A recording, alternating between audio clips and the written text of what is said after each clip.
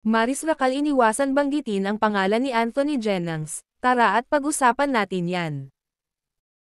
Pero bago ang lahat, kung di ka pa nakasubscribe sa ating channel ay huwag kalimutan mag-subscribe para lagi kang updated sa latest chika. Nagsisimula ng mag-promote si Maris Racal sa Netflix Originals movie nila ni Anthony Jennings, ang Social Climbers, na mag-streaming na sa February 27. Nasa It's Showtime ito kahapon na kung saan naglaro siya sa segment na Hide and Sing.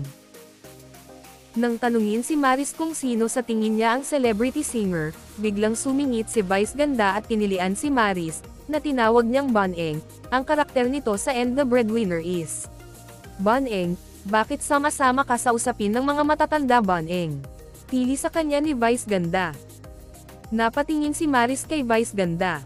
Kasi lipstick mo, Boneng. Sali ka lang ng sali sa usapan ng matatanda, tili uli sa kanya ni Vice Ganda.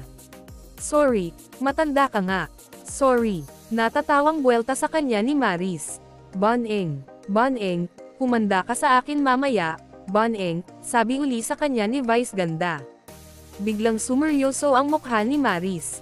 Aniya, hindi kasi parang, gusto ko na magsalita ate. Huwag na, Boneng, kami na ang bahala dito, pakli ni Vice Ganda. Ate, sorry hindi ako nakapag-promote, natawang sambit ni Maris sa It's Showtime host. Okay lang, Boneng, mas mahalaga ka kesa dun sa pelikula, seryosong sagot sa kanya ni Vice Ganda. Mimi, I love you so much talaga. Totoo to, tugon ni Maris. Pero binuweltahan siya ni Vice Ganda ng, pero gusto ko rin humingi sa iyo ng paumanhin. Wala kang bonus. Hindi, mas mahalaga ka kaysa sa kung saan man at kung ano paman. I love you, Boneng, sabi uli ni Vice Ganda kay Maris. I love you, Mimi, mensahe naman ni Maris sa kanya. Nung pinromote ni Maris ang Social Climbers, hindi niya binanggit ang mga kasama niya sa pelikulang ito. Pero pagkatapos ng portion niya sa naturang noontime show, tumuloy rin siyang nag-promote sa It's Showtime Online. Binanggit na niya rito si Anthony Jennings.